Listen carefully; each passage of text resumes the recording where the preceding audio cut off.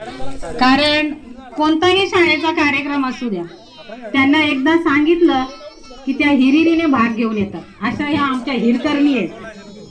हिरकरणी माहिती आहे ना तुम्हाला? जी बाळासाठी गडावरून खाली उतरली होती, गडावर दूध घालण्यासाठी गेली होती ती शिवाजी महाराजांच्या. गडाचे दरवाजे संध्याकाळी 7 वाजता बंद होतात.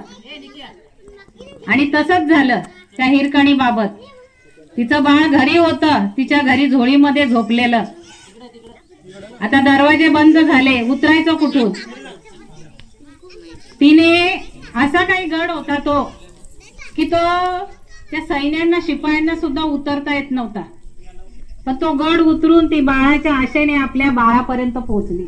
इकडे सावलत बस. म्हणून त्या गडाला नाव हिरकणी गड दिलेला, असं नाव दिलेलं शिवरायांनी त्या काळी. तशाच ह्या आपल्या सगळ्या हिरकणी आहेत. वेळोवेळी शाळेच्या मदतीसाठी धावून येतात.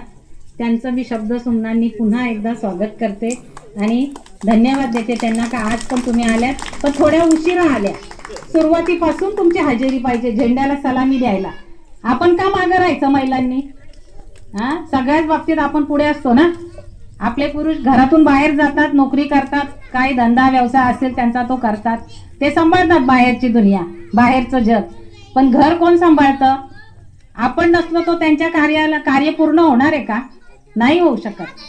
मग आपण का प्रत्येक क्षेत्रात मागे राहायचं? आपण पण पुढे यायचं, काही कार्यक्रम. म्हणून माझी इच्छा होती आता पुढच्या वर्षीपासून तसंच करायचंय. झेंडा फडकवण्यासाठी सुद्धा सगळ्या महिला इथं 100% उपस्थित पाहिजेत. एक दिवस लवकर उठा, 4लाच उठा पहाटे वाटल्यास. मी पण 4लाच उठते, तेव्हा इथं सकाळी येते 6:30ला. मग तुम्ही पण तसंच करा, एवढंच मला सांगायचं आहे.